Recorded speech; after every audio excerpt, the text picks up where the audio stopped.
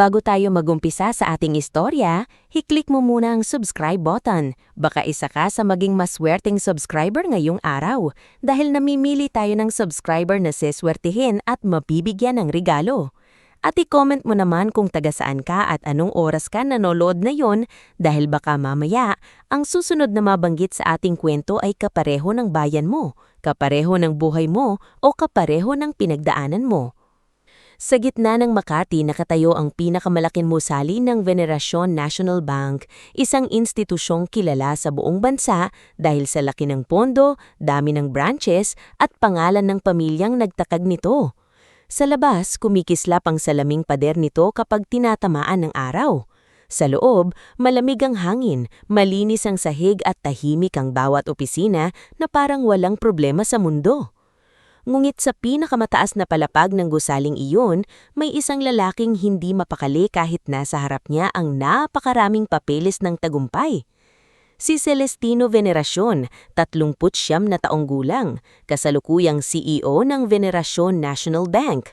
Marami ang nagsasabing siya ang larawan ng matagumpay na negosyante, matangkad, tahimik, matalas ang mata, at bihirang ngumiti kapag nasa boardroom. Pero sa likod ng mamahaling Amerikana, relo at malinis na pangalan, dala niya ang isang bigat na matagal na niyang sinusubukang itago. Sir Celestino, maingat na tawag ni Nerissa Quijano, ang internal auditor ng bangko, habang nakatayo sa gilid ng habang mesa. Narito na po ang quarterly performance report ng lahat ng branches. Hindi agad sumagot si Celestino. Nakatingin siya sa malaking portrait ng kanyang ama na nakasabit sa dingding, si Don Arcadio Veneracion, ang nagtatag ng bangko. Sa larawan, seryoso ang mukha ng matanda, pero may init ang mga mata. Iyon ang klase ng tingin na hindi nakakatakot, kundi nagpaparamdam na may naniniwala sa iyo. Nerissa, mahinang sabi ni Celestino, alam mo ba kung paano nagsimula ang bangkong ito? Bahagyang nagulat si Nerissa.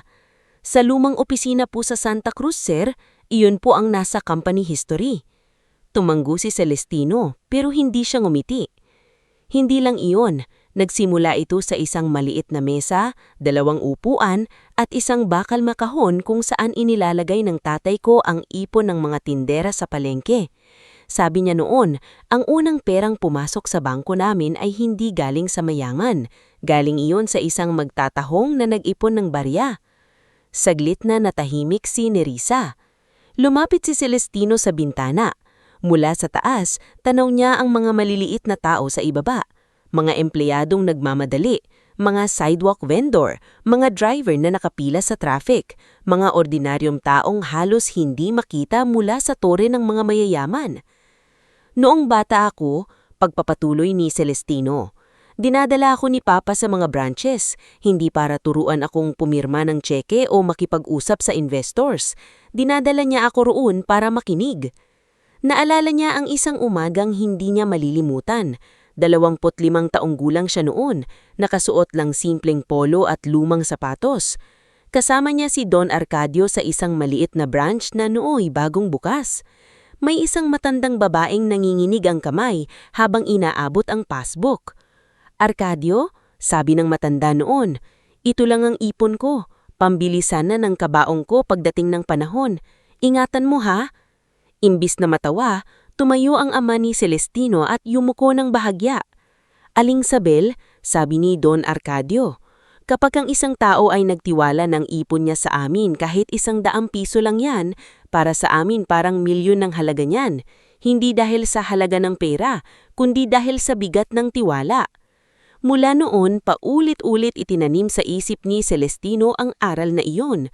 Ngulit ngayon, habang nakatayo siya sa pinakamataas na opisina ng bangkong minana niya, hindi niya maiwasang itanong sa sarili niya kung saan na napunta ang aral na iyon. Sir, muling sabi ni Nerissa, maganda po ang numbers natin, tumaas ang deposits, loan portfolio at branch revenue, pero doon siya napalingon. Pero ano? Nag-alangan si Nerissa bago inilapag ang isang brown envelope sa mesa. May mga reklamo po na hindi lumalabas sa official branch reports, mga sulat, email at personal complaints na diretso pong ipinadala sa head office. Karamihan po ay mula sa mga maliliit na depositor. Kinuha ni Celestino ang envelope. Isa-isa niyang binasa ang laman. Habang tumatagal, mas bumibigat ang kanyang dibdib. May reklamo mula sa isang guro na hindi raw ipaliwanag kung bakit may bawas ang kanyang account. May reklamo mula sa isang jeepney driver na pinahiya raw sa branch dahil gusgusin ang suot. May reklamo mula sa isang OFW na hindi raw tinulungan ang kanyang anay kahit kumpleto ang authorization letter. May sulat mula sa isang tindera na pinapabalik-balik dahil kulang daw ang pirma kahit ilang beses na itong pumirma sa harap ng empleyado. At sa pinakahuli ng envelope, nakita niya ang isang sulat na nakasulat sa nanginginig na kamay. Binasa niya ang pangalan ng pinadala, Tudiska Marfin, isang matandang nanahi mula sa Tondo. Dahan-dahan niyang binuksan ang sulat. Simula ng sulat. Pasensya na po kung sumusulat ako. Hindi po ako sanay makipag-usap sa mayayaman. Ako po si Tudiska Marfil, 72 taong gulang. 3 taon ko pong inipon ng pera para sa operasyon ng apo kong si Yanis. Hindi po malaki sa inyo ang perang iyon, pero sa amin po, iyon na ang pag-asa naming makalakad siya ng maayos. Napalunok si Celestino. Ipinagpatuloy niya ang pagbabasa. Pero nang pumunta po ako sa branch ninyo, sinabi nila na may problema ang account ko. May withdrawals daw po na hindi ko maalala. Ilang beses po akong bumalik pero lagi akong pinapauwi. Minsan pinagtawanan pa po ako ng isang babae sa counter dahil makulit daw ako. Hindi po ako makulit, sir. Natatakot lang po ako. Kapag nawala ang perang iyon, paano na ang apo ko? Tumigas ang panga ni Celestino. Sa huling bahagi ng sulat, mas mabigat ang mga salitang bumangga sa puso niya. Kung buhay pa ang ama ninyo, hindi niya hahayaang yurakan kami sa sariling bangko niya. Matagal nang hindi nakakilos si Celestino. Parang biglang tumahimik ang buong opisina. Kahit ang ingay ng aircon ay tila nawala. Sir, marahang tanong ni Nerissa. Umupo si Celestino at ipinatong ang sulat sa mesa. Ilang reklamo ang ganito. Marami po, sir, pero hindi pare-pareho ang branch. May ilang branches lang po na paulit-ulit na babanggit. Aling branch ang may pinakamadami? Nagbukas si Nerissa ng folder. VNB Santa Regina branch po. Mataas ang revenue nila pero mataas din ang reklamo. Branch manager po roon si Dalmacio Bravante. Ilang taon na siyang top performing manager. Ang regional director naman po na nagre-recommend sa kanya sa awards ay si Brixon Salcedo. Napakurap si Celestino. Kilala niya si Brixon.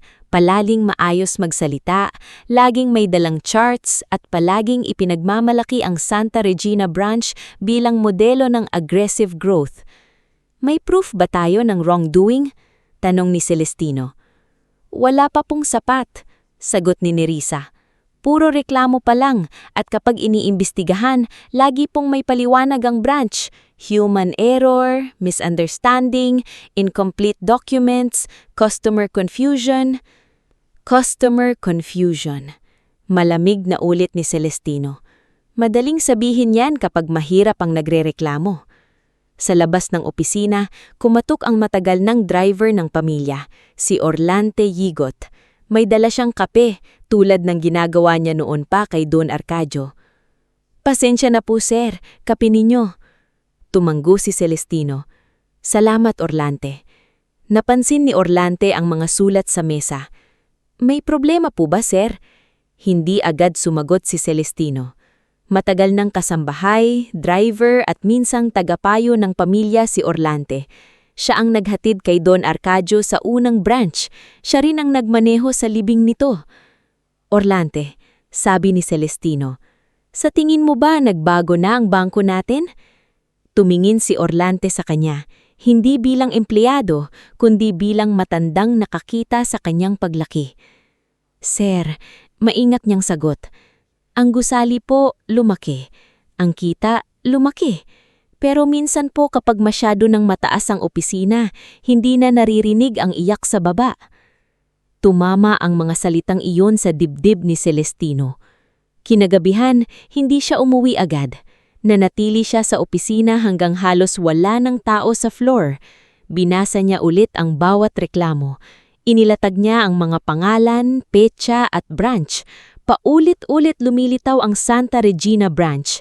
May isang teller doon na madalas banggitin sa mga reklamo, hindi dahil masama, kundi dahil siya raw ang tanging mabait, si Mavila Soriano.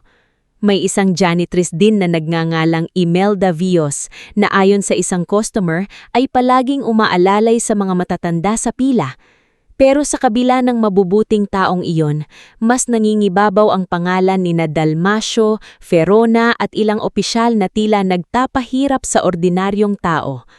Kinabukasan, ipinatawag ni Celestino sina Nerissa at Orlante sa isang maliit na conference room na walang ibang tao. Gusto kong pumunta sa Santa Regina branch. Magpapaschedule po ba tayo ng executive visit? Tanong ni Nerissa. Hindi. Anong ibig sabihin ninyo, sir? Binuksan ni Celestino ang isang lumang kahon na ipinalabas niya mula sa storage ng opisina. Nandoon ang lumang ID lace ng kanyang ama, isang lumang jacket at isang lumang litrato nila noong bata pa siya sa harap ng unang branch. Kung pupunta ako doon bilang executive, maglilinis sila, ngungingiti sila, magpapanggap silang maayos yang lahat. Ganyan ang nangyayari kapag alam ng tao na tinitignan sila ng nasa taas. Sir, delikado po mas delikado kung mananatili akong bulag. Putol ni Celestino. Tahimik si Nerissa. Magpapanggap akong aplikante, hindi executive, hindi auditor, isang ordinaryong taong naghahanap ng trabaho. Napailing si Orlante. Sir Celestino, anak kayo ng Don Arcadio. Baka may makakilala sa inyo. Halos hindi naman ako bumababa sa branches at kung magbabago ako ng itsura, hindi nila ako papansinin. Sa mata nila, ang mahirap ay hindi tinitignan ng matagal. Masakit pakinggan. Pero alam nilang totoo. Anong trabaho po ang a-applyan ninyo? Tanong ni Nerissa. Tumingin si Celestino sa window, sa malayo. Sa direksyon ng mga taong pumapasok at lumalabas sa mga bangko araw-araw, dala ang pag-asa, kaba at tiwala. Security guard, sagot niya. Nagulat si Nerissa. Sir, ang security guard ang unang nakakakita sa lahat. Nakikita niya kung sino ang pinapapasok agad, sino ang pinapapila, sino ang pinapahiya, sino ang umiiyak paglabas. Hindi siya pinakikinggan ng mga manager, kaya mas malaya siyang makakarinig. Sa gabing iyon, umuwi si Celestino sa lumang bahay ng kanyang ama sa San Juan. Hindi sa penthouse niya, hindi sa kondo. Doon, sa bahay na maraming alaala, hinanap niya ang lumang salamin kung saan minsan siyang tinuruan ni Don Arcadio magtali ng kurbata. Huminto siya sa harap nito. Inalis niya ang mamahaling relo, hinubad ang suit. Nagsuot siya ng kupas na polo, lumang pantalon at sapatos na pinahanap niya kay Orlante sa ukay-ukay. Nilagyan siya ni Orlante ng manipis na peking bigote at inayos ang buhok para magmukhang siyang pagod at mas matanda ng kaunti. Tino Verano, basa ni Orlante sa peking resume. Dati pong warehouse helper, nag-apply bilang security guard. Ngumiti ng mapait si Celestino. Tino Verano. Mas bagay sa taong hindi nila pakikinggan. Sir, seryosong sabi ni Orlante, kapag may nangyaring masama, tatawag kayo agad. Tumanggo si Celestino. Oo, pero sa isip niya, alam niyang hindi sapat ang tawag lang. Kailangan niyang makita mismo ang sugat ng bangko. Kailangan niyang marinig ang boses ng mga taong hindi nakakaabot sa boardroom. Bago siya umalis kinabukasan, dumaan muna siya sa lumang study room ng kanyang ama. Sa mesa roon, may nakaukit na maliit na linya sa kahoy. Matagal na niyang alam ang nakasulat doon. Ang perang hindi pinaghirapan ay madaling mawala. Ang tiwalang nasira ay mahirap ibalik. Hinawakan ni Celestino ang ukit. Papa, bulong niya. Kung nabigo ako, aayusin ko. Pangako. Paglabas niya ng bahay, hindi na siya mukhang CEO. Wala na ang marangyang kotse. Wala na ang bodyguards, wala na ang matalim na otoridad ng apelidong venerasyon. Sumakay siya sa lumang van ni Orlante at nagpahatid 2 kanto bago ang Santa Regina branch. Mainit ang araw, maingay ang kalsada. May tindera ng kakanin sa gilid, may matandang nakaupo sa bangketa, may tricycle driver na nagbibilang ng barya.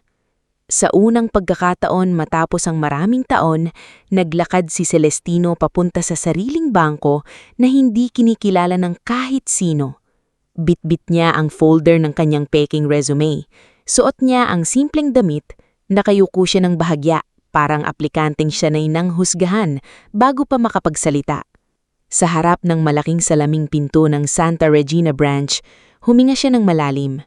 Sa loob ng gusaling iyon, hindi pa niya alam kung gaano kalalim ang kabulukan na madidiskubre niya. Hindi pa niya alam kung sino ang kakampi, sino ang traidor, at sino ang matagal nang umiiyak ng walang nakakarinig. Ang alam lang niya, simula sa araw na iyon, hindi na sapat ang maging anak ni Don Arcadio.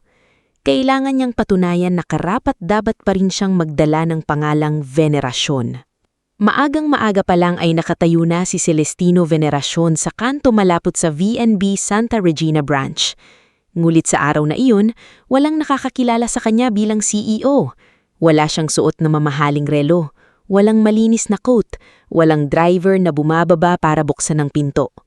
Ang dala niya lang ay isang lumang folder, isang peking resume sa pangalang Tino Verano, at ang katauhang kailangan niyang panindigan, kahit pagaano kasakit ang makita ang tunay na mukha ng sarili niyang bangko.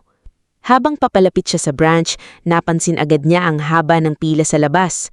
May mga ordinaryong tao roon, isang ina na may bitbit na sanggol, isang lalaking may grasa ang kamay na mukhang mekaniko, isang matandang babae na may hawak na passbook, at isang jeepney driver na panay ang tingin sa lumang cellphone. Sa kabilang bahagi naman ng entrance, may isang itim na SUV na huminto. Bumaba na mula roon si Madam Griselda Palanca, isang kilalang negosyante sa lugar. Nakasuot ng makintab na alhas, may kasamang alalay, at hawak ang mamahaling bag na halatang mas mahal pa kaysa isang buwang sahod ng ilang taong nakapila. Agad na bumukas ang pinto ng bangko. "Good morning, Madam Palanca," bati ng isang guard na halos yumuko na sa sobrang galang. "Dito po kayo, ma'am. Huwag na po kayong pumila. Nasa VIP room na po si Sir Dalmasio." Napakunot ng noo ni Celestino. Pinanood niya kung paano pinadaan agad ang babae habang ang mga matatandang kanina pang nakatayo sa init ay nihandi lang ng alokan ng upuan. May narinig siyang mahinang reklamo mula sa jeepney driver. "Kanina pa kami rito ah. Bakit siya diretso lang?" "Mayaman kasi," sagot ng matandang babae sa tabi niya. "Tayo, kailangan munang mapagod bago pansinin." Tumagos iyon kay Celestino pero hindi siya kumibo. Sa halip, lumapit siya sa entrance na parang isang aplikanteng kinakabahan.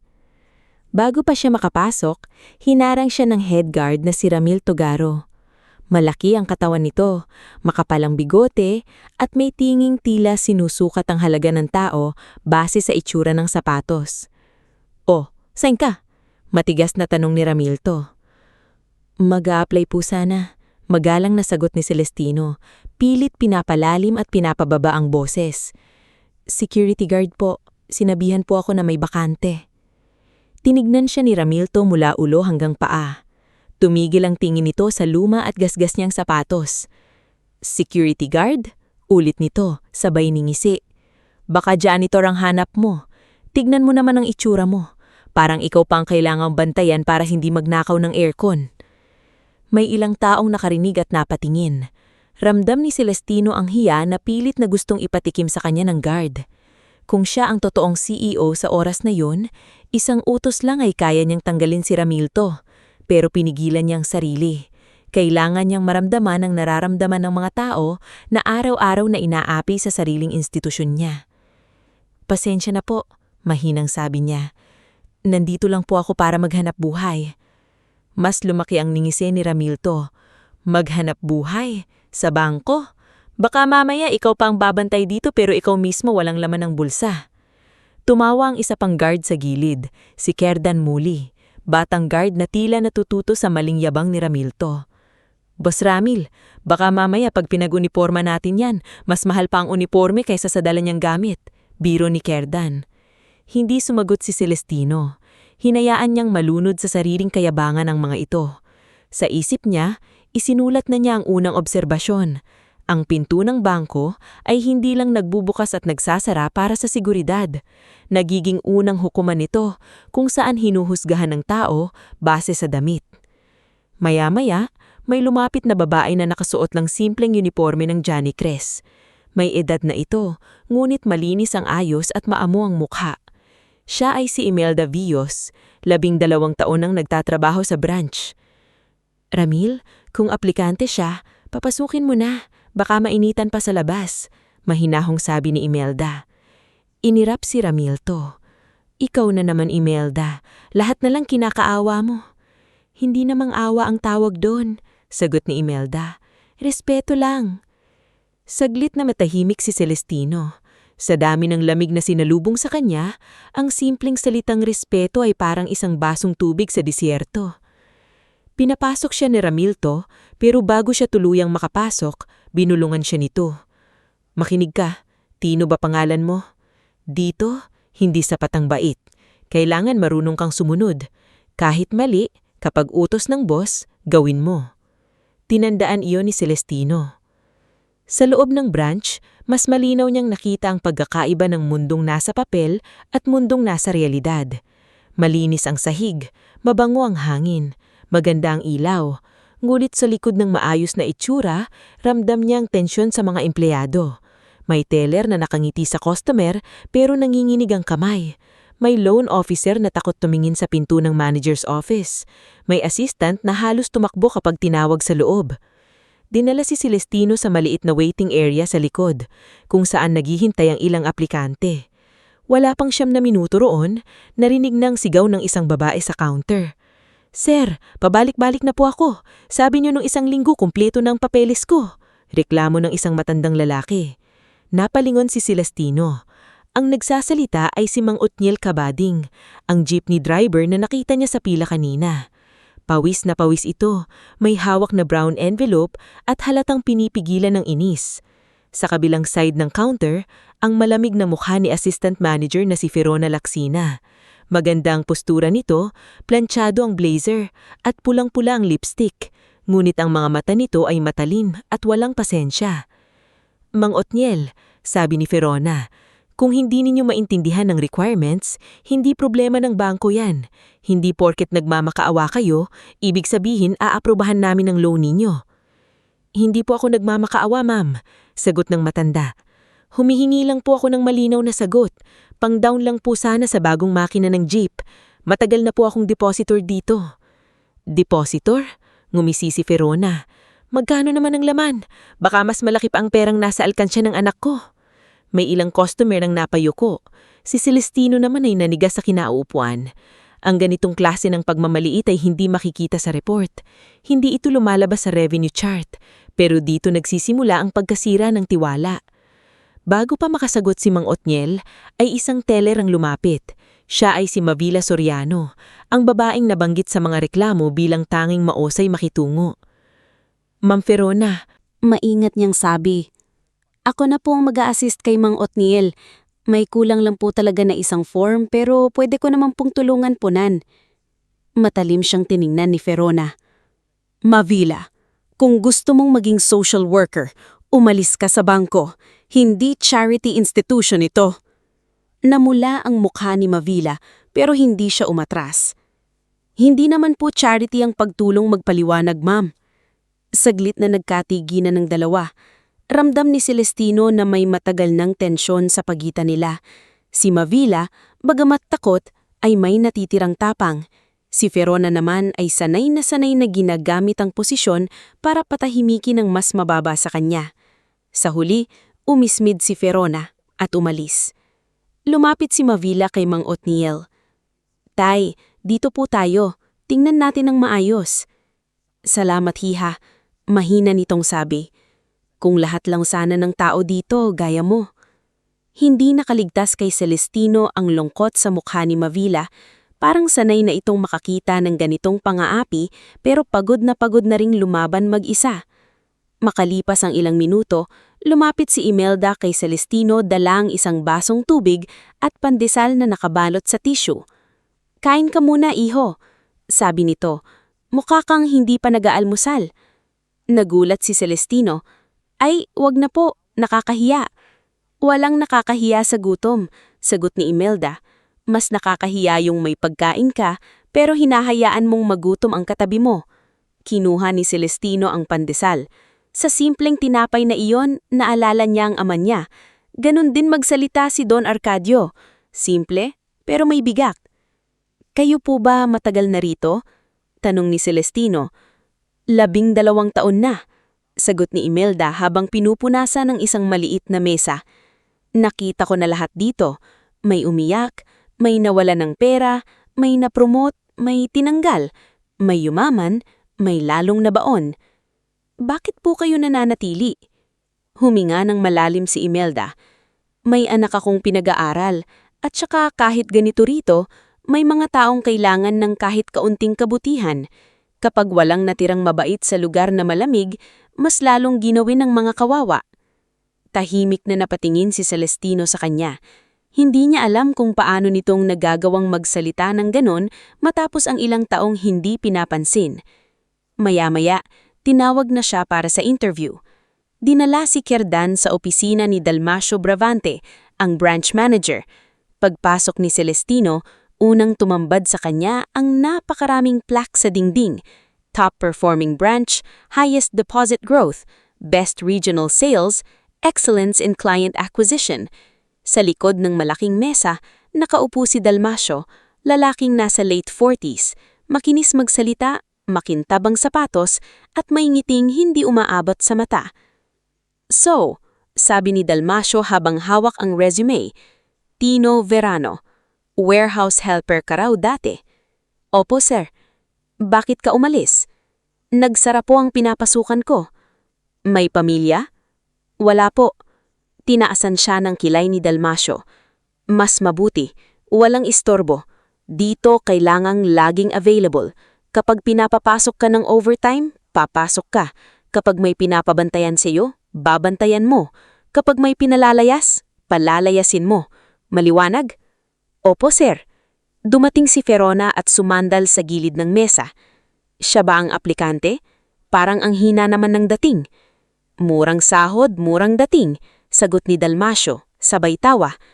Napayuko si Celestino, ngunit sa loob niya ay kumukulo ang galit, hindi para sa sarili, kundi para sa lahat ng dumaan sa ganitong klase ng pagtrato. "May rules dito," sabi ni Verona. "Una, huwag kang makikipagkaibigan sa customer. Pangalawa, huwag kang makikialam sa usapan ng teller at depositor. Pangatlo, kapag sinabi naming palabasin mo ang isang tao, hindi mo tatanungin kung bakit." "Pero paano po kung matanda o may sakit?" mahinang tanong ni Celestino. Tumawa si Verona. "Guard ka, hindi anak ng customer. Gawin mo lang trabaho mo."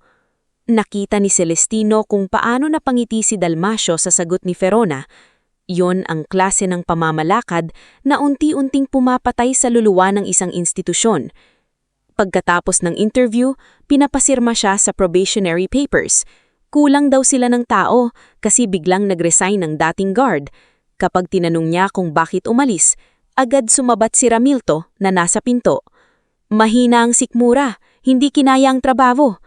Ngulit sa ekspresyon ni Imelda na nakasilip from hallway, alam ni Celestino na may ibang kwento roon. Kinahapunan, ibinigay sa kanya ang lumang uniform. Medyo maluwag ang pantalon, may kupas na parte sa balikat ng polo, at luma na ang nameplate na pansamantalang nilagyan ng tape at sinulatan ng Tino. "Tignan mo," biro ni Ramilto habang nakatingin sa kanya. "Mukha ka ng tunay na guard. Kailangan mo lang matutong huwag mag-isip." "Kailangan po ba talaga iyon?" Tumawa si Ramilto. "Dito? Oo. Kapag masyado kang nag-iisip, mapapahamak ka." Pagsapit ng gabi, naiwan si Celestino sa entrance para sa unang duty niya. Isa-isa nang umuuwi ang mga empleyado. Si Mavila ay dumaan na may bitbit na makapal na folder, halatang pagod. "Baguhan ka?" Tanong niya. "Opo ma'am, Tino po." "Mavila," pakilala niya.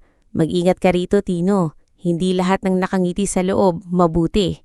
Saglit lang iyon pero sapat para maramdaman ni Celestino na may dinadala ring takot ang babae.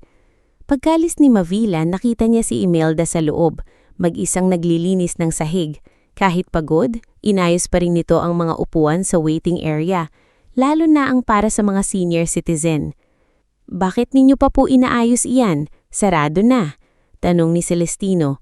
Para bukas, may mauupuan na mapapagod, sagot ni Imelda. Sa simpleng sagot na iyon, lalong bumigat ang loob ni Celestino dahil ang janitress pa ang nakakaalala sa kapakanan ng customer, habang ang mga manager na binabayaran para mamuno ay tila nakalimot na kung para kanino ang bangko.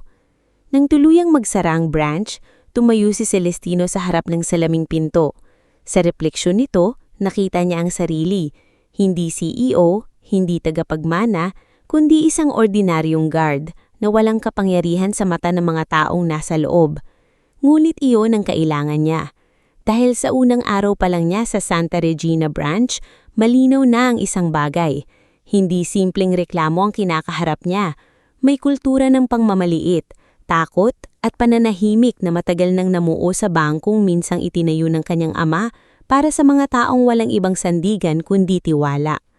At habang hawak niya ang lumang flashlight sa unang gabi ng kanyang duty, pinangako niya sa sarili na hindi siya aalis hanggat hindi niya nalalaman kung bakit biglang nag-resign ang dating guard, bakit natatakot magsalita si Mavila, bakit tila maraming alam si Imelda, at bakit sa branch na ito, ang mayayaman ay tinatrato na parang hari, habang ang mahihirap ay kailangang magmakaawa para lang marinig. Mula nang magsimula si Celestino Veneracion sa VNB Santa Regina branch bilang si Tino Verano, hindi na naging pareho ang bawat umaga niya. Dati, ang araw niya ay nagsisimula sa tahimik na elevator, kape sa mamahaling tasa, at boardroom na puno ng mga taong nakangiti dahil kailangan. Ngayon, nagsisimula ang araw niya sa pawis, alikabok sa gilid ng bangko, at pila ng mga taong daladala ang kaba sa dibdib habang hawak ang passbook, loan form o maliit na sobre ng ipon. Sa unang mga linggo, hindi siya nagmadaling gumawa ng hakbang. Hindi niya kinompronta si Dalmasio, hindi niya tinakot si Verona. Hindi rin niya ipinahalata kay Ramilton na bawat pangiinsulto nito ay iniipon niya sa isip bilang patunay ng kulturang nabuo sa branch. Pinili niyang makinig, tumingin at unawain ng ritmo ng lugar na unti-unti nang nagiging parang pugat ng takot. "Hoy, Tino!" sigaw ni Ramilto isang umaga habang nakasandal sa may pinto. "Kapag may pumasok na mukhang walang pera, huwag mong hayaang magtagal sa loob, nakakasira ng itsura ng branch." Napatingin si Celestino sa pila sa labas. May matandang lalaking may saklay, isang babaeng may dalang bayong, at isang binatang estudyante na hawak ang envelope ng tuition payment. "Paano ko po malalaman kung walang pera?" hining tanong ni Celestino. Ngumisi si Ramilto. "Madali lang. Tignan mo ang tsinelas, tignan mo ang bag, tignan mo kung nanginginig habang nagsasalita. Ganyan ang mahihirap, laging kabado." Hindi sumagot si Celestino. Pero sa loob niya, may masakit na katotohanang tumimo. Ang bangkong itinayo ng kanyang ama para maging sandigan ng kabado at walang lakas ay naging lugar kung saan lalo silang kinikilatis at pinapaiya. Sa loob ng branch, mas lalo niyang nakilala ang mga tao. Si Mavila Soriano, ang teller na laging tahimik pero mabilis tumulong, ay madalas niyang makitang nagtatago ng pagod sa likod ng ngiti. Kapag may matandang hindi marunong magbasa ng form, siya ang lumalapit. Kapag may OFW family na nalilito sa requirements, siya ang nagpapaliwanag ng dahan-dahan. Ngunit tuwing mahuhuli siya ni Verona, para siyang batang pinagagalitan sa harap ng klase. "Mavila," sabi matalim ni Verona isang tanghali, "ilang beses ko bang sasabihin na bawal kang magtagal sa isang customer? Hindi tayo guidance office." "Ma'am, hindi po kasi maintindihan ni nanay ang withdrawal slip," sagot ni Mavila habang hawak ang papel ng isang matandang babae. Kung hindi niya maintindihan, dapat may kasama niyang marunong. Hindi trabaho ng bangko na turuan lahat ng tao. Napayuko ang matandang babae. Nanginginig ang kamay nito at kita ni Celestino kung paano niya ito pilit itinatago ang hiya. Lumapit sana siya, ngulit tinawag siya ni Ramilto. "Tino, huwag kang makikialam. Ganyan dito, kapag masyado kang maawin, ikaw ang madudurog." Sa bawat araw na lumilipas, unti-unti ring nabubuksan kay Celestino ang mga maliliit ngulit kahina-hinasang galaw sa branch. May mga dokumentong dinadala sa opisina ni Dalmasio pagkatapos ng banking hours. May ilang deposit slip na hindi agad ine-encode. May ilang customer na pinapapirma sa papel na halos hindi binibigyang oras basahin. at may ilang sobre na inaabot ng ilang loan applicant kay Sandro Milanes, isang loan officer na malapit kay Verona. Isang hapon, nakita ni Celestino si Sandro na kausap ang may-ari ng maliit na bakery na si Pablita Onrubia. "Ma'am Pablita," Bulong ni Sandro. "Kung gusto ninyong bumilis ang loan ninyo, alam ninyo na. May mga bagay na hindi nakasulat sa form pero kailangan para umusad ang proseso." Namumutla si Pablita. "Sir, maliit lang po ang bakery ko. Pangdagdag oven lang po ito. Wala na po akong maibibigay." Nagkibit malikat si Sandro. "Kung wala, maghintay kayo. Baka abutin kayo ng buwan. Baka abutin ng taon. Baka hindi na rin kailangan ng bakery ninyo pagdating noon." Nang makaalis si Pablita, nakita ni Celestino kung paano kinuha ni Sandro ang isang maliit na papel mula sa bulsa at pumasok sa opisina ni Verona. Hindi niya narinig ang pinag-usapan pero nakita niya ang niting nagpalitan sa kanilang dalawa. Kinagabihan, habang naglilinis si Imelda sa waiting area, lumapit si Celestino. "Ate Imelda," sabi niya, "normal po ba rito na may mga customer na umiiyak paglabas?" Huminto si Imelda sa pagpupunas. Hindi siya agad sumagot. Tumingin muna siya sa paligid, sinigurong walang ibang nakikinig. "Tino," mahina niyang sabi, "may mga tanong na delikadong itanong dito." "Bakit po?" "Dahil ang sagot, minsan ikakapahamak mo." Naramdaman ni Celestino ang bigat ng boses niya. "May nangyari po ba sa dating guard?" Napahinto si Imelda. Sa unang pagkakataon, nakita ni Celestino ang takot sa mga mata nito. "Si Benyas Lumbad. Mabait iyon. Hindi gaya ni Ramilto. Kapag may matandang hindi makapasok, inaakay niya. Kapag may customer na pinapahiya, tumitingin siya na parang gusto niyang magsalita. Isang gabi, may nakita siya sa likod na hindi niya dapat makita." "Ano po yun?" Hindi agad sumagot si Imelda. Sa halip, mas hininakan niya ang boses. "May mga kahon ng lumang records na inilalabas kahit hindi naman disposal day. May mga account folder na nilalagyan ng markang pula." Kinabukasan, pinatawag siya ni Sir Dalmasio. Pagkatapos noon, nag-resign daw. Pero bago siya umalis, sinabi niya sa akin, "Imelda, kapag may bago kang nakitang masyadong mapagmasid, sabihan mo siyang mag-ingat." Nanlamig ang mga kamay ni Celestino. "Kaya niyo po ako binibigyan ng babala?" Tumingin si Imelda sa kanya. "Hindi ka mukhang karaniwang guard, Tino. Hindi ko alam kung ano ang pakay mo, pero alam kong marunong kang makinig. At dito, ang marunong makinig ang unang nakakaalam ng totoo." Bago pa makapagsalita si Celestino, may narinig silang pagbukas ng pinto mula sa manager's office. Agad nagpatuloy si Imelda sa pagpupunas at si Celestino naman ay bumalik sa kanyang pwesto na parang walang nangyari. Lumabas si Dalmasio kasama si Verona. Nagtatawanan sila habang hawak ang folder na may tatak na Dormant Accounts Review. "Siguraduhin mong hindi makikita ni Mavila ang batch na iyan," sabi ni Dalmasio. "Alam ko, masyadong malinis ang konsensya ng babaeng iyon, nakakairita." Napatungo si Celestino, kunwari inaayos ang flashlight, pero sa loob, naging mas malinaw ang kutob niya. Hindi simpleng pangmamaliit ang nangyayari rito, may sistema, may tinatago, may taong maaring ginagamit ang accounts ng mahihirap at matatanda. Kinabukasan, mas naging mabigat ang eksena sa branch. Dumating si Aling Tudiska Marfil, ang matandang mananahing sumulat kay Celestino kasama ang apo niyang si Yanis Marfil. Payat ang bata, mga 9 na taong gulang, may suot na lumang brace sa isang binti at makahawak sa laylayan ng bestida ng lola niya. Halatang hirap itong maglakad, ngunit pilit na nangumiti nang nakita ang guard sa pinto. "Magandang umaga po," bati ni Yanis kay Celestino. Napahinto si Celestino. Parang may kumurot sa dibdib niya. "Magandang umaga rin po. Ingat ka sa hakbang." Ngumiti si Aling Tudiska. "Salamat, iho. Pupunta lang kami sa manager. Baka sakali ngayon, kausapin na niya kami ng maayos." Alam ni Celestino ang kasaysayan ng sulat nito. Alam niyang ang perang pinaghirapan niyang 3 taon ay para sa operasyon ng batang hawak niya ngayon. Ngunit kailangan niyang manatili sa papel ni Tino. Hindi pa ito ang tamang oras para magpakilala. Sa loob, hinintay ni Aling Tudiska ang pangalan niya.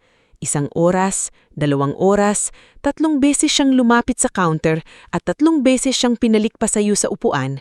hanggang sa lumabas si Dalmasio mula sa opisina, halatang naiinis. "Kayo na naman, Aling Tudiska?" sabi nito, lumakas ang boses para marinig ng iba. "Ilang beses na ba kayong pinapaliwanagan?" Tumayo ang matanda, nanghinginig ang tuhod. "Sir, hindi po ako naghahanap ng away. Gusto ko lang pong malaman kung saan napunta ang pera ko. Hindi po ako nag-withdraw ng ganun kalaki. Pera po iyon para sa operasyon ng apo ko." Tumingin si Dalmasio kay Yanis, pagkatapos bumalik ang tingin sa matanda. "May pirma ang withdrawal, may record. Baka nakalimutan nyo lang. Alam nyo naman may edad na kayo." Minig na dagdag ni Verona. Hindi porke umiiyak kayo, ibig sabihin may kasalanan ng bangko. Minsan, ang problema nasa customer, napayakap si Yanis sa lola niya. "Lola, uwi na tayo." Hindi na nakapagsalita ang matanda.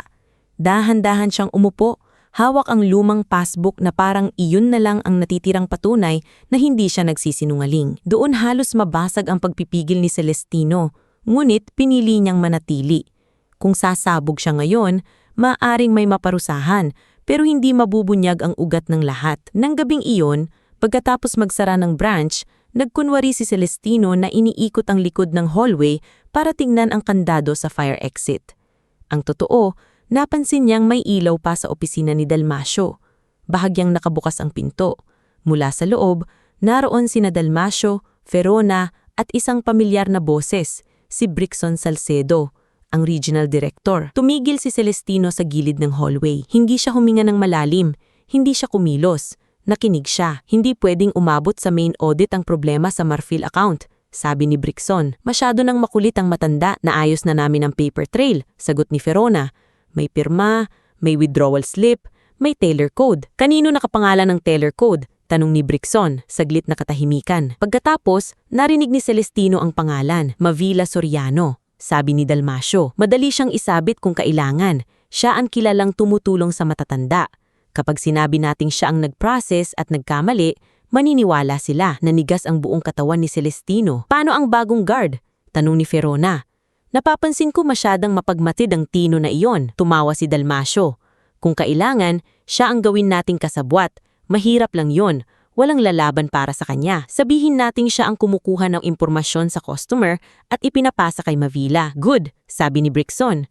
"Basta bago dumating ang annual audit, mailipat na ninyo ang laman ng ibang dormant senior accounts sa dummy accounts. Pagkatapos, linisin ang trail. Ayokong madamay ang region." Halos umakyat ang dugo sa ulo ni Celestino. Ang mga salitang naririnig niya ay hindi na hinala. Ito na ang madilim na lihim. Ginagamit nila ang mahihirap, matatanda, at walang kalaban-laban. At kapag may kailangang itapon, pipili sila ng mababang empleyado, isang mabait na teller at isang mahirap na guard na sa tingin nila ay walang halaga. Unti-unting umatras si Celestino bago pa siya makita.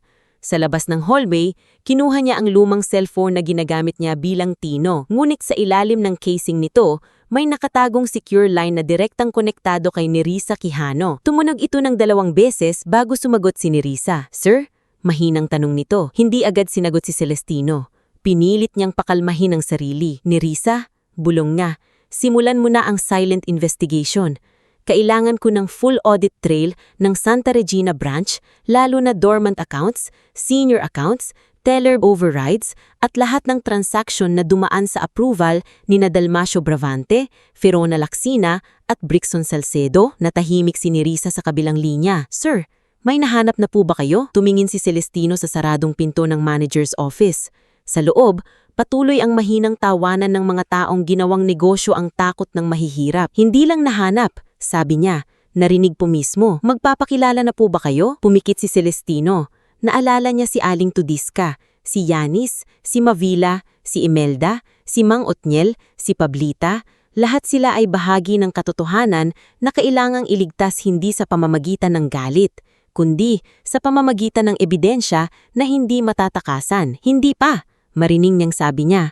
"Kapag nagpakilala ako ngayon, maglilinis sila ng bakas. Kailangan nating hulihin ang buong sistema, hindi lang ang mukha sa harap." Pagbaba niya ng tawag, nanatili siya sa madilim na bahagi ng hallway. Sa unang pagkakataon mulang pumasok siya bilang guard, hindi na siya nagdududa sa laki ng laban. Ang pagpanggap niya bilang mahirap na aplikante ay nagbukas ng pintong hindi kayang buksan ng pagiging CEO. At ngayon, matapos marinig ang bulungan sa loob ng opisina, Alam niyang ang susunod na mga araw ay hindi na simpleng pagmamasid, magiging laban na ito para sa dignidad ng mga taong minsang nagtiwala sa pangalang venerasyon. Hindi na naging tahimik ang mga sumunod na araw para kay Celestino Veneracion. Kahit sa paningin ng lahat, ay isa pa rin siyang ordinaryong guide na si Tino Verano. Sa bawat pagpasok niya sa VNB Santa Regina branch, dala niya na ang bigat ng mga narinig niya sa likod ng pinto, ang plano ni Dalmacio Bravante, Ferona Lacsina at Brixon Salcedo. Nagagamitin nila ang pangalan ni Mavila Soriano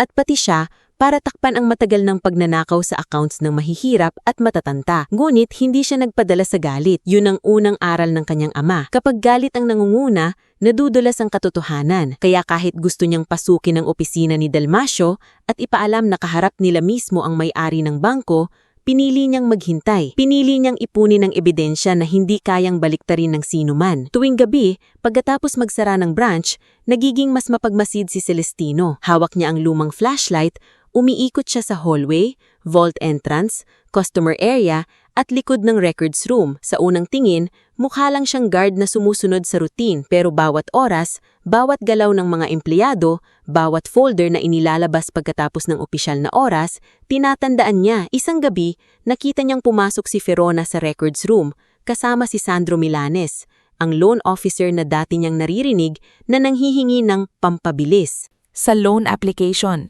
may dala silang 3 kahon ng lumang account folders. Hindi dapat iyong nilalabas ng walang log entry, pero wala silang nilapitan na logbook. Diretso lang sila sa maliit na conference room sa likod. Dumiretso si Celestino sa guard post, kunwari ay kukuha ng kape. Doon niya palihim na tinext si Nerissa Quijano gamit ang secure line. Records movement tonight. No log. Ferona and Sandro. Back conference room. Makalipas ang ilang minuto, nag-reply si Nerissa. Noted. I'm matching timestamps with system access logs. Continue observing. Don't engage yet. Habang patuloy ang investigasyon, si Nerissa naman sa head office ay halos hindi na natutulog. Pinagtabi niya ang dormant account reports, senior citizen account activities, teller overrides at manual withdrawal records. Sa unang linggo pa lang ng silent audit, may nakita na siyang kakaiba. Maraming transactions ang dumadaan sa teller code ni Mavila kahit sa oras na wala ito sa branch o kaya ay nasa ibang counter ito ayon sa CCTV schedule. Hindi pwedeng coincidence ito. Bulong ni Nerissa habang kaharap ang monitor. Katabi niya si Attorney Sovina Alcaraz, ang Board Secretary at Legal Counsel ng Veneracion National Bank, na palihim na isinama ni Celestino sa plano.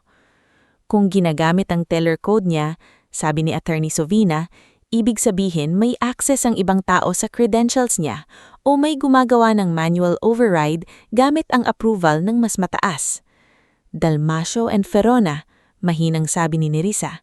At kung kasama si Brixon, kaya nilang linisin ang regional review bago makarating sa main audit. Tinawagan nila si Celestino ng gabing iyon. Sir, sabi ni Nerissa, lumalabas na hindi lang account ni Aling Tudiska ang may problema. May 14 na senior accounts, 7 dormant small business accounts, at 4 na OFW remittance-linked accounts na may kahina-hinalang galaw. Napapikit si Celestino sa kabilang linya. Nasa likod siya ng branch noon, nakatayo malapit sa basurahan kung saan madalas itapon ng shredded documents. May pattern ba? Tanong niya. Opo, sagot ni Nerissa. Maliliit ang kinukuha, pero paulit-ulit. Sapat para hindi agad mahalata. Kapag nagreklamo ang customer, ginagawa nilang mukhang customer error. At kapag kailangan ng sisisihin, dugtong ni Celestino, si Mavila ang ilalaglag. Tahimik ang linya. Sir, sabi ni Attorney Sovina, kailangan natin ng direct evidence linking them to the dummy accounts. Hindi sapat ang suspicion. Kukunin natin, sagot ni Celestino, pero hindi natin ilalagay sa panganib si Mavila nang hindi niya alam. Kinabukasan, sinubukan ni Celestino kausapin si Mavila sa pinakaiingat na paraan. Tanghali iyon at pansamantalang tahimik ang branch. Nasa pantry si Mavila, hawak ng mumurahing lunchbox na halos hindi niya nakakain. Halatang pagod na pagod ang mukha nito. Ma'am Mavila, marahang sabi ni Celestino habang kunwari ay kumukuha ng tubig. May tanong lang po ako. Napatingin siya. Ano yon, Tino? May pagkakataon po ba na may gumagamit ng computer ninyo kapag wala kayo? Biglang nanigas ang kamay ni Mavila sa hawak na kutsara. Bakit mo tinatanong? May napansin lang po ako. Minsan kasi pinapatawag kayo ni Ma'am Verona, tapos may ibang nakaupo sa counter ninyo. Tumingin si Mavila sa pinto ng pantry bago sumagot. Tino, huwag kang masyadong mausig rito. Hindi ligtas. Hindi rin po ligtas na manahimik kapag may nadadami na inosente. Namayani ang katahimikan sa pagitan nila. Sa wakas, bumitaw ang hininga ni Mavila na parang matagal na niyang pinipigilan. May access card ako. Bulong niya. Minsan kinukuha ni Ma'am Verona.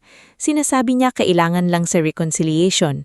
Kapag tumatanggi ako, binabantaan niya akong ire-report dahil sa maling encoding na hindi ko naman ginawa. May kapatid akong sakit, Tino. Ako ang bumubuhay sa kanya. Kapag nawalan ako ng trabaho, naputol ang boses niya. Hindi kayo nag-iisa, mahinang sabi ni Celestino. Napatingin si Mavila sa kanya parang may gustong itanong. Sino ka ba talaga? Hindi agad sumagot si Celestino. Sa halip, sinabi niyang, isang taong gustong maitama ang mari, pero kailangan ko ng tulong ninyo. Itago ninyo lahat ng schedule ninyo, old messages, kahit memo na natanggap ninyo mula kay Verona. Huwag ninyong buburahin ang kahit ano. Nakita niya ang takot sa mga mata ni Mavila, pero sa likod ng takot may maliit na apoy ng pag-asa. Sige, bulong niya, pero kapag nalaman nila, hindi ko hahayaan na kayo ang bumagsak. Sa mga sumunod na linggo, lumawak ang bilog ng mga tahimik na kakampi. Si Imelda Vios, na dating takot magsabi ng buo, ay nagbigay ng impormasyon tungkol sa mga kahong inilalabas sa records room. Si Mang Otniel Cabading ay nagdala ng copy ng mga loan documents na pinapapirma sa kanya ngunit hindi ipinaliwanag. Si Pablita Onrubia ay lumapit kay Mavila at umamin na hiningan siya ni Sandro ng pera kapalit ng bis na approval. Kahit ang batang guard na si Kerdan Muli, na dating nakikisabay sa yabang ni Ramilto, ay unti-unting nauustaban nang nakita niyang pinagtatawanan ni Ramilto ang isang matandang lalaki na nadulas sa entrance. Isang gabi, lumapit si Kerdan kay Celestino sa guard post. Kuya Tino, Mahina niyang sabi, may alam ako. Tumingin si Celestino sa kanya. Ano iyon? Si Boss Ramil. Minsan, may pinapapasok siyang lalaki sa likod kahit sarado na branch. Hindi employee, hindi rin customer. May dala siyang envelope, tapos lumalabas na walang dala. Kilala mo ang lalaki? Hindi, pero narinig kong tinawag siya ni Sir Dalmasio na Mr. Kaloyan. Ipinasa agad ni Celestino ang pangalan kay Narisa. Kinabukasan, nahanap nila ang koneksyon. Si Vesper Kaloyan, may-ari ng isang maliit na remittance shop na ginagamit pala bilang daanan ng dummy accounts. Doon lalong naging matibay ang kaso. Ngunit habang lumalapit sila sa katotohanan, mas naging agresibo rin sina Dalmasio at Verona. Isang hapon, pinatawag si Mavila sa opisina. Paglabas niya, maputla ang mukha nito. Nakita ni Celestino na nanginginig ang mga daliri niya. Anong nangyari? Tanong niya nang madaanan siya nito sa hallway. Sinuspindi nila ako. Halos pabulong niyang sagot. May nakita raw silang irregularities gamit ang teller code ko. Pinapapirma nila ako ng statement na inaamin kong nagkamali ako sa ilang accounts. Kapag hindi raw ako pumirma, kakasuhan nila ako. Pumirma ka ba? Umiling siya. Hindi, pero binigyan nila ako hanggang bukas. Sa kabilang bahagi ng branch, narinig ni Celestino ang boses ni Verona. Let this be a lesson, malakas nitong sabi sa ilang empleyado. Kapag masyadong mabait sa customer, minsan ginagamit lang ang bait para magnakaw. Napayuko ang ibang teller, walang nagsalita. Iyon ang kapangyarihan ng takot. Pinapatahimik nito pati ang mga nakakaalam ng totoo. Kagabihan, si Imelda naman ang pinunterya. Inakusahan siya ni Ramilto na nagnakaw ng cleaning supplies at kumuha raw ng dokumento mula sa basurahan. Tinanggal siya sa duty habang iniimbestigahan. Wala akong ninakaw, umiiyak na sabi ni Imelda habang hawak ang lumang bag. Kahit kailan, hindi ako kumuha ng hindi akin. Drama mo, sabi ni Ramilto. Matagal ka na rito, akala mo pag-aari mo na branch. Gustong-gusto nang magsalita ni Celestino, ngunit isang tingin ni Imelda ang pumigil sa kanya. Parang sinasabi nitong, huwag ngayon. Sa gabing iyon, tumawag si Celestino kay Ate Sovina. Gumagalaw na sila, pinipilit na nilang isabit si Mavila at Imelda. Kompleto na halos ang documents, pero kailangan pa natin silang mahuli sa final transfer. May report si Nerissa na may malaking movement na mangyayari bago ang branch anniversary event. Doon nila nakita ang susunod na hakbang. Ang Santa Regina branch ay magdiriwang ng anniversary at dadalo ang mayayamang kliyente, ilang opisyal ng lungsod, media, regional officers, at pati representatives mula sa head office. Gagamitin yon ni Dalmasio at Brixton para ipakitang matagumpay ang branch. Ngunit ayon sa audit trail, bago ang event ay may nakaschedule na paglilipat ng pera galing sa ilang dormant at senior accounts patungo sa dummy network ni Vesper Caloyan. Ibig sabihin, ang araw ng pagpapakitang gilas nila ang magiging araw ng pagbagsak nila. Dumating ang branch anniversary makalipas ang 3 araw. Maaga pa lang ay puno na ng bulaklak, tarpaulin at buffet table ang lobby. Nakasulat sa malaking banner, VNB Santa Regina Branch, serbisyong may malasakit, 15 taon ng tiwala. Napatingin si Celestino sa salitang malasakit at halos mapangiting mapait. Ang salitang iyon ang ginamit nilang dekorasyon habang tinatapakan ng mga taong tunay na nangangailangan ito. Naroon si Madam Griselda Palanca, negosyante, ilang opisyal ng barangay at lokal na reporter. Si Dalmasio ay nakasuot ng mamahaling barong habang si Ferona ay todong ngiti sa mga bisita. Si Brixton naman ay dumating na parang isang respetadong pinuno, nakikipagkamay sa lahat at paulit-ulit sinasabing ang Santa Regina branch ay ang pride of the region. Si Mavila, bagamat suspended, ay pinatawag pa rin nila, hindi para parangalan, kundi para iharap bilang empleyadong under internal review sakaling kailanganin. Si Imelda ay nasa labas, hindi pinapapasok ni Ramilto, kahit 12 taon siyang naging bahagi ng branch. Tino, utos ni Ramilto, bantayan mo yung matandang janitress, baka gumawa ng esena. Tumingin si Celestino kay Imelda na tahimik lang na nakatayo sa gilid ng entrance.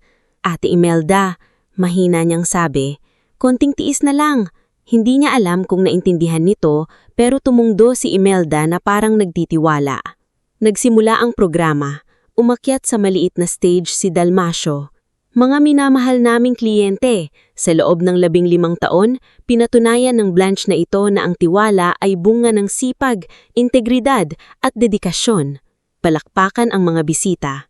Pagkatapos niya, nagsalita si Brixton. Sa pamumuno ni Manager Bravante, ang Santa Regina branch ay naging halimbawa ng excellence, kaya naman proud kami na kilalanin ang mga taong naging bahagi ng tagumpay na ito. Habang nagsasalita siya, nakita ni Celestino si Sandro sa likod ng counter, kinalakalikot ang computer kahit may programa. Nakuha ito ng maliit na hidden recorder na hawak ni Curdan sa guard post. Kasabay nito, sa labas ng branch, nakaposisyon na si Nerissa, Ate Sovina at 2 banking regulators na tahimik na naghihintay ng signal. Dumating ang sandaling pinaplano ni Dalmasio at Brixton, bigla nitong tinawang sa harap si Mavila. Bilang bahagi ng aming transparency, Sabi ni Dalmasio, may ilang bagay kaming kailangang linawin. Nakakalungkot isipin na minsan, ang sumisira sa tiwala ng institusyon ay mismong taong pinagkatiwalaan natin. Namutla si Mavila habang umaakyat sa harap. Tino, sigaw ni Ramilto bigla. Halika rito. Nagkunwari si Celestino na nagulat. Ako po? Oo, ikaw, sabi ni Ferona. May ebidensya kaming nakikipagsabuatan ka kay Mavila para magnakaw ng impormasyon ng customer. Nagbulungan ng mga tao. Si Mavila ay halos maiyak, pero pinilit niyang tumayo ng tuwid.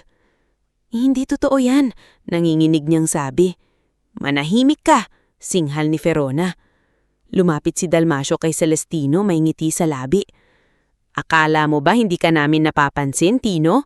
Mahirap ka lang na binigyan namin ng trabaho pero ito pa ang igaganti mo. Tahimik na tumingin si Celestino sa kanya. Sa sandaling iyon, bumukas ang pangunahing pinto ng branch. Pumasok si Ate Sovina Alcaraz, kasama si Nerissa Quijano, 2 banking regulators at legal team ng Veneracion National Bank. Tumahimik ang buong lobby. Napalingon si Brixon at sa unang pagkakataon, nawala ang kulay sa mukha niya. Ate Sovina, pilit na nung umiti si Dalmasio. Hindi namin inaasahan ang pagdating ninyo. Natural, hindi naman talaga namin sinabing darating kami. Lumapit si Nerissa kay Celestino at iniabot sa kanya ang isang itim na coat na nakatiklop. Kasabay nito, inalis ni Celestino ang peking bigote, hinubod ang lumang cap ng guard at tumayo ng tuwid. Sa pagbabago ng tindig niya, parang biglang nag-iba ang hangin sa buong branch. Napaatras si Verona. Si Dalmasio naman ay nanlaki ang mata. Hindi, bulong niya. Tiningnan sila ni Celestino, hindi bilang Tino Verano, kundi bilang taong ilang linggo nilang minamaliit, inuutusan at balak gawing scapegoat. Ako si Celestino Veneracion, CEO ng Veneracion National Bank. Parang sumubog ang katahimikan. Nagulat ang mga bisita. Natakpan ni Madam Griselda ang bibig niya. Si Ramilto ay napaupo sa silya. Si Mabila naman ay napatingin kay Celestino na may halong gulat, sakit at pag-asa. Sir, utal ni Brixon, may paliwanag kami. Marami rin kaming ebidensya, putol ni Celestino. Tumanggo si Ate Sovina at inilabas ng legal team ang mga dokumento. Transaction records, dummy account links, CCTV timestamps, system access logs, audio recordings ng bulungan sa opisina at testimonya mula kina Imelda, Mang Otniel, Pablita at iba pang depositor. Isa-isang binasa ni Nerissa ang mga mahalagang detalye. Ang pera ni Aling Tudisca, ang dormant accounts, ang paggamit sa teller code ni Mabila, ang koneksyon kay Vesper Caloyan, ang approval chain ni Verona, Dalmasio at Brixon. Walang maisagot si Verona. Si Dalmasio ay pawis na pawis. Si Brixon ay pilit pa ring tumayo ng marangar pero naninginig ang kamay. Effective immediately, sabi ni Celestino, tinanggal kayo sa inyong mga posisyon habang isinasampa ang kasong nararapat. Ang lahat ng records ninyo ay isa sa ilalim sa full forensic audit at ang lahat ng empleyadong pinagbantaan ninyo ay bibigyan ng legal protection. Napaluha si Mabila. Si Imelda na pinapasok na ni Cardan ay napahawak sa dibdib. Si Aling Tudisca naman na inimbita pala ni Nerissa as witness ay tahimik na umiiyak sa likod habang kayakap si Yanis. Ngulit handik sa magdiwang, humarap si Celestino sa mga customer. Sa lahat ng nasaktan ng bangkong ito, humihingi ako ng tawad. Hindi sapat na sabihin kung hindi ko alam. Bilang pinuno, responsibilidad kong malaman. Nabigo ako ron. Pero mula sa araw na ito, sisiguraduhin kong hindi na muling gagamitin ang pangalan ng bangkong ito para yurakan ang mahihirap. Walang musika, walang palakpak sa simula. Taning iyak, katahimikan at bigat ng katotohanan. Pagkaraan ng ilang sandali, si Aling Tudisca ang unang lumapit. Kung tunay po ang sinasabi ninyo, nanginginig ng sabi, ibalik nyo na lang po ang perang para sa apo ko. Hindi ko na po hinahanap ang parangal. Gusto ko lang siyang gumaling. Lumuhod ng bahagya si Celestino para pantayan ang tingin ni Yanis. Maibabalik yon, at hindi lang pera. Ibabalik namin ang tiwalang ninakaw sa inyo kahit alam kong mas mahirap yon.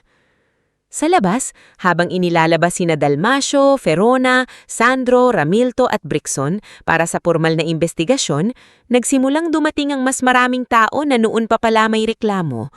Hindi na sila sumisigaw, hindi na sila nagmamakaawa. Sa unang pagkakataon, pakiramdam nila ay may makikinig na. At sa gitna ng magulong lobby, nakatanyo si Celestino, hawak pa rin ang lumang nameplate na may pangalang Tino. Hindi niya itinapon iyon dahil ang pangalang iyon ang nagpapaalala sa kanya na ang isang leader, para makita ang totoo, minsan kailangang bumaba sa pinakamababang pwesto at maramdaman ang sakit ng mga taong matagal nang hindi pinapansin. Matapos ang araw ng pagbubunyag sa VNB Santa Regina branch, walang naging madali para kay Celestino Veneracion. Akala ng ilan, sapat na ang pagpapakilala niyang bilang CEO. Ang pagpapalabas kina Dalmasio Bravante, Verona Lacsina, Brixon Salcedo, Sandro Milanes at Ramilto Garo at ang pagpapakita ng ebidensya sa harap ng lahat. Ngulit para kay Celestino, hindi iyon katapusan ng laban. Iyon pa lang ang simula ng pagbabayad sa kasalanang hindi man niya personal na ginawa. Nangyari naman sa ilalim ng pangalang minana niya. Kinabukasan mismo ng branch anniversary, hindi nagbukas sa publiko ang Santa Regina branch. Sa harap ng pinto, may nakasulat na abiso. Pansamantalang isinasara ang sangay na ito para sa full customer protection audit. Ang lahat ng kliyente na may reklamo ay tatanggapin sa temporary assistance desk sa barangay hall. Maraming tao ang nagtipon sa labas. May nag-aalala, may galit, may hindi pa rin makapaniwala. May ilan namang matagal nang nanahimik at ngayon lamang nagkalakas ng loob magsalita. Sa barangay hall, si Nerissa Quijano ang nanguna sa pagtanggap ng reklamo. Kasama niya si Attorney Sovina Alcaraz, ilang legal officers at mga banking regulators. Hindi na sila nakaupo sa malamig na opisina. Nasa harap sila ng ordinaryong tao, mga nanay, tatay, tindera, driver, pensioner, OFW family, at maliliit na negosyanteng matagal nang naghahanap ng sagot. Doon nakita ni Celestino ang tunay na lawak ng pinsala. Isang matandang lalaki ang lumapit dalang 3 passbook. "Sir," sabi nito, "hindi ko po alam kung ninakawan ako o nagkamali lang ako. Pero simula nang pinagsabihan ako ni Ma'am Ferona na makakalimutin na raw ako, hindi na ako bumalik. Nahihiya po ako." Isang babaeng may tindahan ng bigas ang umiiyak habang hawak ang resibo. "Nagbayad po ako para bumilis ang loan ko. Sabi nila normal daw yun. Pero hanggang ngayon wala pa rin."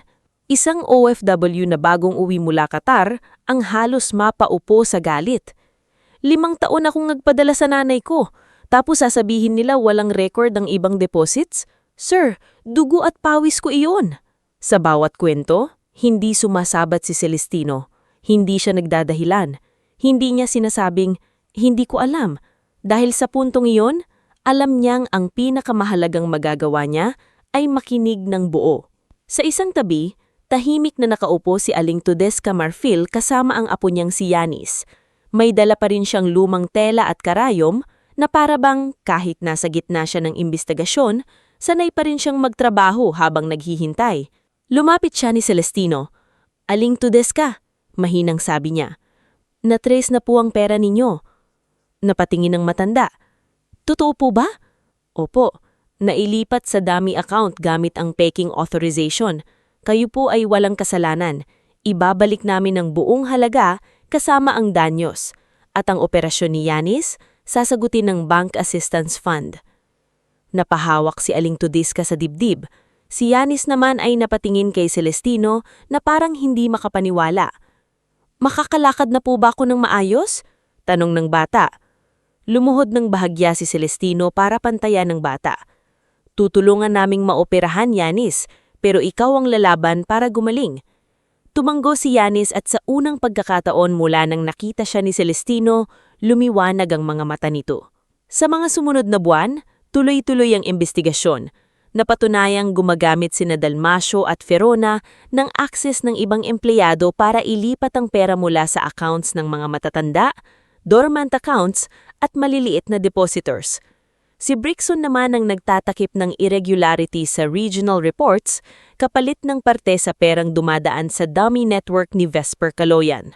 Si Sandro ang taga-kolekta ng pampabilis sa loan applications, habang si Ramilto ay tumatanggap ng bayad para magpapasok ng courier sa likod ng branch tuwing gabi. Hindi naging mabilis ang hustisya, ngunit naging malinaw ang direksyon nito. Nasampahan sila ng kasong may kaugnayan sa fraud, falsification, corruption, at paglabag sa banking regulations. Habang tumatakbo ang kaso, naka-freeze ang kanilang assets na may koneksyon sa ninakaw na pera. Hindi naging simpleng kahiyaan lang ang kapalit ng ginawa nila. Unti-unti silang hinarap ng hustisya na matagal nilang inakalang kaya nilang lusutan. Mulit sa loob ng bangko, alam ni Celestino na hindi sapat ang pag-alis ng masasamang tao. Kung ang sistema ang naging daan para makasakit sila, ang sistema mismo ang kailangang baguhin. Isang malaking pagpupulong ang isinagawa sa main office. Naroroon ang board of directors, senior officers, branch heads mula sa iba't ibang probinsya, at mga empleyadong pinili sa mababang posisyon, guards, tellers, janitors, messengers, at customer assistants. Sa unang pagkakataon, hindi puro executives ang nasa mesa. Sa harap nila, inilagay ni Celestino ang lumang nameplate na may nakasulat na Tino. Alam ninyo ba kung bakit nandito ito? Tanong niya. Walang sumagot. Dahil noong suot ko ang pangalang ito, nakita ko ang bangko mula sa baba. Nakita ko kung paano natin pinapapasok ang mayayaman ng may ngiti, habang pinapaghihintay ang mahihirap na parang abala sila. Nakita ko kung paano pinapatahimik ang empleyadong may malasakit. Nakita ko kung paano nagiging palusot ang proseso para durugin ang taong hindi marunong lumaban. Tahimik ang buong silid. Simula ngayon, patuloy ni Celestino, hindi na sapat ang profit report. Ang bawat branch ay magkakaroon ng Customer Dignity Audit. May anonymous protection line para sa empleyadong magsusumbong. May special desk para sa senior citizens, OFW families, persons with disabilities, at customers na nangangailangan ng tulong sa forms. At bawat reklamo ng depositor, gaano man kaliit ang halaga, kailangang sagutin ng may respeto. Isa sa board members, si Gregorio Tansipec, ang unang kumontra. Celestino, magastos ito, babagal ang operations, baka maapektuhan ng growth. Tumingin si Celestino sa kanya. Kung ang growth natin ay nakatayo sa takot ng mahihirap, hindi iyon growth. Iyon ay pagkabulok na nakabalot sa magandang report. Walang nakasagot. Matapos ang pagpupulong, opisyal na inilunsad ang programang Tiwala Muna Bago Tubo. Hindi ito ginawang pang-display lang sa tarpaulin. May tunay itong budget, tao, proseso, at pananagutan. Lahat ng branch managers ay muling sinanay, hindi lang sa sales, kundi sa FX, customer protection, at financial inclusion. Ang mga security guard ay tinuruan na ang unang tungkulin nila ay seguridad na may paggalang, hindi pananakot. Ang mga janitor at messenger ay binigyan ng karapatang magsumbong kapag may nakitang mali, dahil natutuhan ni Celestino na minsan sila ang unang nakakakita ng katotohanan. Si Mavila Soriano, matapos mapatunayang inosente, ay hindi bumalik bilang simpleng teller. Inalok ni Celestino na pamunuan ang bagong Customer Protection Unit ng bangko. "Sir, ako po?" gulat niyang tanong. "Oo, ikaw," sagot ni Celestino, "dahil ikaw ang nanatiling mabuti kahit pinilit kang matakot." Napaluha si Mavila. "Akala ko po katapusan na ng trabaho ko." Minsan, sabi ni Celestino, ang akala nating katapusan, simula pala ng tamang lugar para sa atin. Si Imelda Vios naman, na 12 taong naglilinis ng sahig ng branch na halos walang pumapansin, ay ginawang community liaison. Hindi siya pinilit magbago ng pagkatao. Sa halip, ginamit ang kanyang likas na malasakit para kausapin ang mga customer na nahihiyang lumapit sa opisina. Binigyan din ng scholarship ang kanyang anak na Liora Vios, na matagal na palang gustong maging nurse. "Ate Imelda," sabi ni Celestino nang iabot ang scholarship letter, "matagal ninyong inalagaan ang dignidad ng mga customer kahit walang nakakakita. Ngayon, hayaan nyo namang ang bangko ang tumulong sa pamilya ninyo." Tinakpan ni Imelda ang mukha niya habang umiiyak. "Sir, hindi ako sanay na ako naman ang tinutulungan." "Sanayin na po natin," sagot ni Celestino. Si Mang Otniel Cabading ay nakakuha ng patas na loan para sa bagong makina ng jeep nito. Hindi na siya hiningan ng kung ano-anong bayad.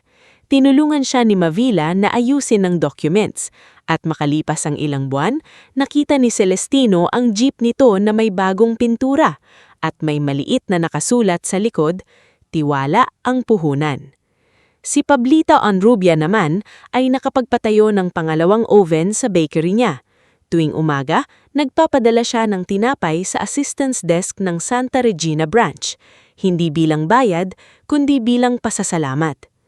Pagkalipas ng 1 taon, muling binuksan ang Santa Regina branch, ngunit hindi na ito ang dating branch na malamig, takot at puno ng peking ngiti.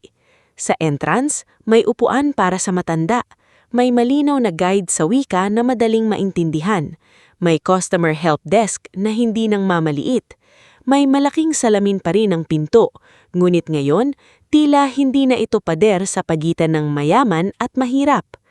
Sa araw ng reopening, naandoon sina Aling Tudiska at Yanis. Nakalakad na si Yanis gamit ang mas maayos na brace pagkatapos ng operasyon at maging kailangan pa niya ang therapy, malaki ang pagbabago. May dala siyang maliit na sobre. "Ano ito?" tanong ni Celestino. "Thank you letter po," sabi ni Yanis. "Ako po ang nagsulat. Medyo pangit pasulat ko, pero sabi ng lola, basta galing sa puso, maganda na iyon."